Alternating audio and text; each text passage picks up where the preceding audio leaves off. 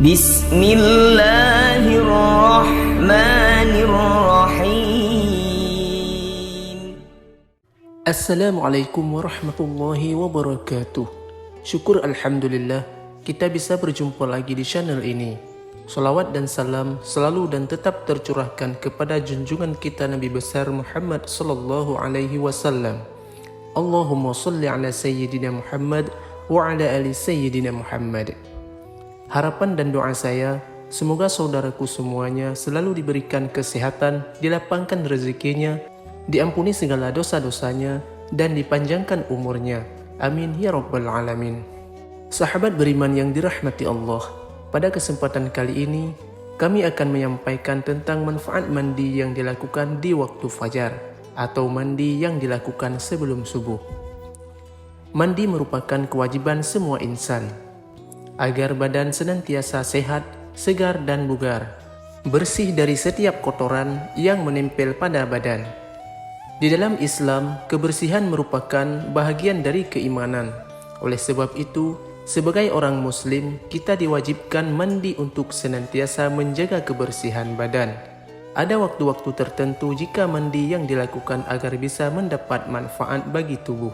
Mungkin tidak sedikit orang banyak yang belum mengetahui tentang khasiat dan keistimewaan dari mandi yang dilakukan di waktu fajar atau mandi yang dilakukan sebelum subuh. Sebenarnya telah banyak contoh pada perilaku tertentu di dalam Islam, namun kita tidak mengetahui bahwasanya mandi yang dilakukan sebelum subuh itu memiliki banyak khasiat dan manfaat bagi tubuh.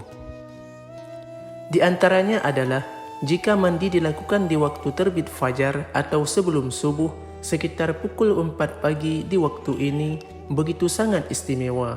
Para nabi dan rasul adalah manusia paling mulia. Mereka senantiasa menghidupkan waktu sepertiga malam sampai fajar.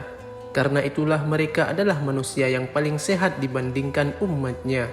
Dan keteladanan baik ini diikuti oleh para tabi'in dan salafus saleh. Mereka meraih kesehatan dengan memperbanyak mendekatkan diri kepada Allah Subhanahu wa taala, dan insya-Allah termasuk kebiasaan mandi yang dilakukan di waktu fajar.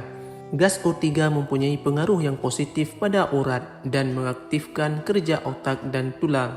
Ketika seseorang menghirup udara fajar yang dinamakan dengan udara pagi, dia akan merasakan kenikmatan dan kesegaran yang luar biasa. Bagi siapa saja yang senantiasa rutin mandi di waktu fajar atau mandi dilakukan sebelum subuh dengan istiqamah, insya Allah akan mendapatkan manfaat dari mandi yang dilakukan di waktu subuh. Berikut ini beberapa manfaat jika kita senantiasa mandi yang dilakukan sebelum subuh.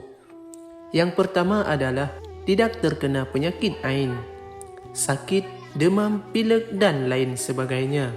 Yang kedua, tidak akan terkena sihir, guna-guna, santet, baik dari bangsa jin maupun dari ulah manusia. Yang ketiga, badan akan segar bugar dan sehat. Yang keempat, wajahnya berseri dan bercahaya. Lalu yang kelima, doa akan mudah dikabulkan oleh Allah Subhanahu wa taala karena kita melakukan salat subuh dalam keadaan bersih dan tidak mempunyai hadas.